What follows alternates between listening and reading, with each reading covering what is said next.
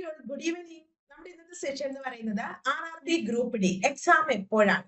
പല ഉദ്യോഗാർത്ഥികളും ചോദിക്കുന്നുണ്ട് എന്നത്തേക്ക് പരീക്ഷ ഉണ്ടാവും. അപ്പൊ നമുക്കിന്റെ ഡീറ്റെയിൽസ് ഒക്കെ നോക്കാം. അതിനു മുമ്പ് വീഡിയോയിലേക്ക് പോകുന്നതിന് മുമ്പ് നമ്മുടെ ചലഞ്ചർ ആപ്പ് എന്ന് പറയുന്ന യൂട്യൂബ് ചാനൽ ആദ്യമായിട്ട് കാണുന്ന ഒരു ചാനൽ ഒന്ന് സബ്സ്ക്രൈബ് ചെയ്യുക. ലേറ്റസ്റ്റ് ആയിട്ടുള്ള നോട്ടിഫിക്കേഷൻ ആണെങ്കിലും മോട്ടിവേഷൻ വീഡിയോസ്, കോണ്ടന്റ് സെഷൻസ്, പിന്നെ അപ്ലൈ ചെയ്യേണ്ട ലാസ്റ്റ് ഡേറ്റ്, ഇതൊക്കെ നമ്മുടെ ചാനലിൽ അവൈലബിൾ ആണ്. ഈവൻ നിങ്ങൾ മറന്നുപോയാലും നമ്മുടെ വീഡിയോസ് ഒക്കെ ഇട്ട് ഓർമ്മിപ്പിക്കും. ഇതൊക്കെ കിട്ടാൻ ചാനൽ സബ്സ്ക്രൈബ് ചെയ്യണം. അതുപോലെ ഈ വീഡിയോയുടെ ഡിസ്ക്രിപ്ഷനിൽ ഞാൻ നമ്മുടെ ആപ്പ് ഇൻസ്റ്റാൾ ചെയ്യാനായിട്ട് ലിങ്ക് കൊടുത്തിട്ടുണ്ട്. അതുവഴി കയറി നിങ്ങൾ ആപ്പൊക്കെ ഒന്ന് ഇൻസ്റ്റാൾ ചെയ്യാം. റെയിൽവേ എക്സാംസ് നമ്മള് കൊറോണയ്ക്ക് ശേഷം വളരെ ആകാംക്ഷയായിട്ട് ഇന്ന് വരും എന്നൊക്കെ പറഞ്ഞിങ്ങനെ കാത്തിരുന്നു റെയിൽവേ നോട്ടിഫിക്കേഷൻ വന്നു. ഗ്രൂപ്പ് സിയും കഴിഞ്ഞു. കുറച്ചും കൂടെ കഴിഞ്ഞിട്ടാണ് ഗ്രൂപ്പ് ഡി എക്സാം വരുന്നത്. ഈ റെയിൽവേ പരീക്ഷകളുടെ ഏറ്റവും വലിയൊരു അഡ്വാൻറ്റേജ് എന്താണെന്ന് ചോദിച്ചാൽ നമുക്ക് ചില കുട്ടികൾക്കൊക്കെ ഇംഗ്ലീഷ് പഠിക്കാൻ ഇച്ചിരി മടിയാണ്. റെയിൽവേ എക്സാംസിന് ഇംഗ്ലീഷ് ഇല്ല. ഇതിന്റെ പോസിറ്റീവ് തന്നെയാണ് ഇംഗ്ലീഷ് ബുദ്ധിമുട്ടായിട്ടുള്ള ഉദ്യോഗാർത്ഥികളെ സംബന്ധിച്ചിടത്തോളം. രണ്ട്, നമുക്ക് നമ്മുടെ റീജിയണൽ ലാംഗ്വേജില് എക്സാം എഴുതാൻ പറ്റും. ഇതും ഇതിന്റെ ഒരു അഡ്വാൻറ്റേജ് ആണ്. നമ്മുടെ റീജിയണൽ ലാംഗ്വേജില് എക്സാം എഴുതാൻ പറ്റും. അപ്പൊ ഗ്രൂപ്പ് സിയും വെച്ച് നോക്കുമ്പോൾ ഗ്രൂപ്പ് ഡിക്കുള്ള ഒരു അഡ്വാൻറ്റേജ് എന്താണെന്ന് വെച്ചാൽ ഒരൊറ്റ എക്സാമേ ഉള്ളു. അതും ഇതിന്റെ ഒരു അഡ്വാൻറ്റേജ് ആയിട്ട് കൂട്ടാം. 10ാം ക്ലാസ് യോഗ്യതയാണ് ഗ്രൂപ്പ് ഡി അപ്ലൈ ചെയ്യാനുള്ള ക്വാളിഫിക്കേഷൻ. പക്ഷെ ഇവിടെ ഒരു കാര്യം ശ്രദ്ധിക്കുക, നിങ്ങൾ ആരെങ്കിലും ഇതുവരെ അപ്ലൈ ചെയ്തിട്ടില്ലെങ്കിൽ, അപ്ലൈ ചെയ്യാൻ ആഗ്രഹിക്കുന്നുണ്ടെങ്കിൽ പെട്ടെന്ന് തന്നെ അപ്ലൈ ചെയ്യുക. കാരണം ലാസ്റ്റ് ഡേറ്റ് ഇവിടെ എത്തിയിരിക്കുക.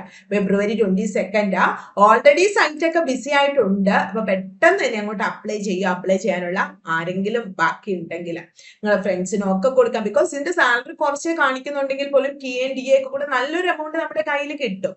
മാത്രമല്ല പുതിയ സാലറി കമ്മീഷൻ വന്നു കഴിയുമ്പോൾ വീണ്ടും സാലറി കൂടാനുള്ള സാധ്യതയുണ്ട് 2 വർഷത്തിനുള്ളിൽ തന്നെ.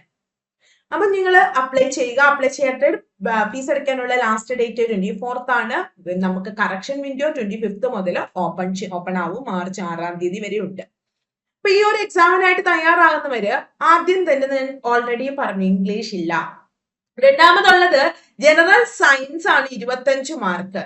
അതായത് 5ാം ക്ലാസ് മുതൽ 10ാം ക്ലാസ് വരെയുള്ള NCERT text book 5 to 10 NCERT text book നല്ല പക്കയായിട്ട് നിങ്ങൾക്ക് അറിഞ്ഞിരുന്നു കഴിഞ്ഞാൽ ഇത് മാർക്ക് കിട്ടും. പക്ഷെ നമുക്കിപ്പോ 5ാം ക്ലാസ് മുതൽ 10ാം ക്ലാസ് വരെയുള്ള NCERT ടെക്സ്റ്റ് ബുക്ക് എടുത്ത് പഠിക്കാൻ പറ്റുമോ? ഇല്ല, അതിനുള്ള സമയമില്ല. അപ്പൊ ഏറ്റവും ഇമ്പോർട്ടന്റ് ആയിട്ടുള്ള കാര്യങ്ങളൊക്കെ നമ്മൾ അറിഞ്ഞിരിക്കണം ജനറൽ സയൻസിൽ നിന്ന്. Maths, then reasoning 25, maths reasoning 30, maths 25. So 55 mark. ഈ 55 മാർക്ക് റെയിൽവേ എക്സാമിൽ ശരിക്കും പറഞ്ഞ രാജാവാണ്. മാത്സിലും റീസണിങ്ങിലും അത്യാവശ്യം അറിവുണ്ട്. ആ സ്പീഡ് നമുക്ക് ഇനി കൂട്ടിയെടുക്കാം. നിങ്ങൾക്ക് പെട്ടെന്ന് തന്നെ എക്സാം മാർക്ക് സ്കോർ ചെയ്യാൻ പറ്റും.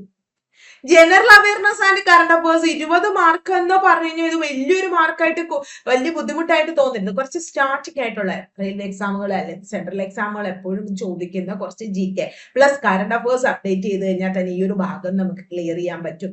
ഇത്രയും ചെയ്യാനായിട്ട് നമുക്ക് കിട്ടുന്നത് 90 മിനിറ്റും ഉണ്ട്. അപ്പൊ നോട്ടിഫിക്കേഷൻ വന്നു, അപ്ലൈ ചെയ്ത് കഴിഞ്ഞാൽ നമ്മുടെ ഓട്ടോമാറ്റിക് ആയിട്ട് നമ്മുടെ ഡൗട്ട് പോകുന്ന എന്നായിരിക്കും എക്സാം. നിങ്ങൾക്ക് എന്തായാലും ഒരു 6 month പ്രിപ്പയർ ചെയ്യാൻ കിട്ടുമെന്നാണ് കരുതുന്നത്. എന്നാലും നിങ്ങൾ പഠിക്കുമ്പോൾ എക്സാം ജൂണിലാണെന്ന്. എന്റെ എക്സാം റെയിൽവേ എക്സാം ജൂണിലാണ്. ഈ ഒരൊറ്റ ഒരു എക്സാമേ ഉള്ളു. ഈ ഒരൊറ്റ എക്സാം പാസ്സായി കഴിയുമ്പോഴത്തേക്ക് എനിക്ക് റെയിൽവേയിൽ ജോലി, ഞാൻ ആഗ്രഹിക്കുന്ന ജോലി അത് കിട്ടും എന്ന രീതിയിൽ തന്നെ പഠിച്ചു തുടങ്ങുക. ഞാൻ ആദ്യം പറഞ്ഞില്ലേ, മാത്സിലാണെങ്കിലും റീസണിങ്ങിലാണെങ്കിലും ഏതൊക്കെ ടോപ്പിക്കുകളാണ് പഠിക്കേണ്ടത് വ്യക്തമായിട്ട് സിലബസിൽ പറഞ്ഞിട്ടുണ്ട്. അല്ലാതെ വാരിക്കോരി കുറെ പഠിക്കൊന്നും വേണ്ട. ജസ്റ്റ് ആ പറഞ്ഞിരിക്കുന്ന ടോപ്പിക്കുകൾ ജനറൽ സയൻസിലേക്ക് പോയാലും അത് NCERT ഇമ്പോർട്ടന്റ് ആയിട്ടുള്ള ടോപ്പിക്കുകൾ. കഴിഞ്ഞ പ്രാവശ്യം ഫിസിക്സ്, കെമിസ്ട്രി, ബയോളജി ഉണ്ട്. എന്നാലും കെമിസ്ട്രിക്ക് കുറച്ച് വെയിറ്റേജ് കുറവും ഫിസിക്സും ബയോളജിയും കൂടുതലുമായിരുന്നു. എന്നാലും അതിൽ വരാൻ സാധ്യതയുള്ള ക്വസ്റ്റ്യൻസും കാര്യങ്ങളും ഒക്കെ നമ്മൾ പ്രാക്ടീസ് ചെയ്തുകൊണ്ടേയിരിക്കുക. നിങ്ങൾക്ക് എന്തായാലും ഒരു മിനിമം ഒരു 2-3 hours ഇതിനായിട്ട് നിങ്ങളൊന്ന് മാറ്റി വെക്കാനായിട്ട് ശ്രമിക്കുക.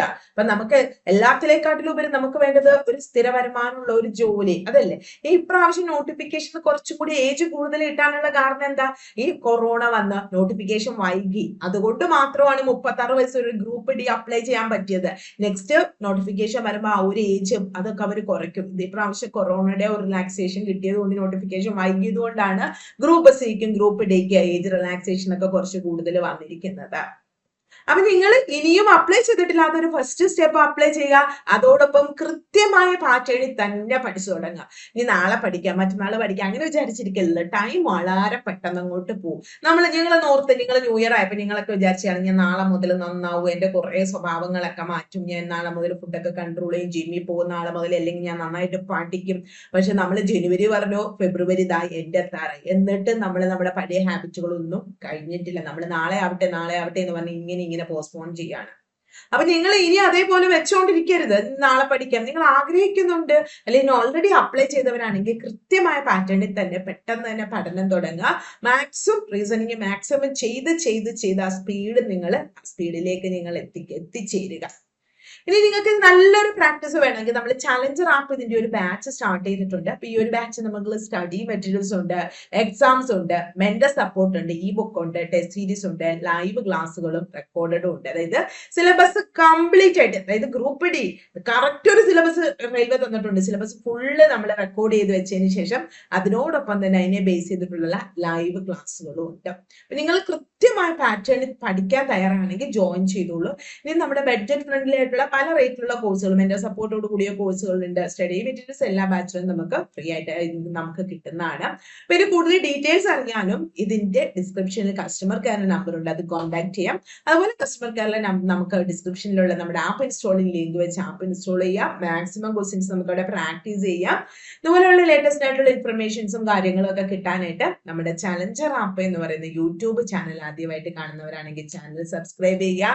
വീഡിയോ ഇഷ്ടമെങ്കിൽ ലൈക്ക് ചെയ്യുക, ഷെയർ ചെയ്യുക, മാക്സിമം ഫ്രണ്ട്സിലേക്ക് എത്തിക്കുക. വീണ്ടും വേറൊരു വീഡിയോ ആയിട്ട് കാണാം. Thank you all.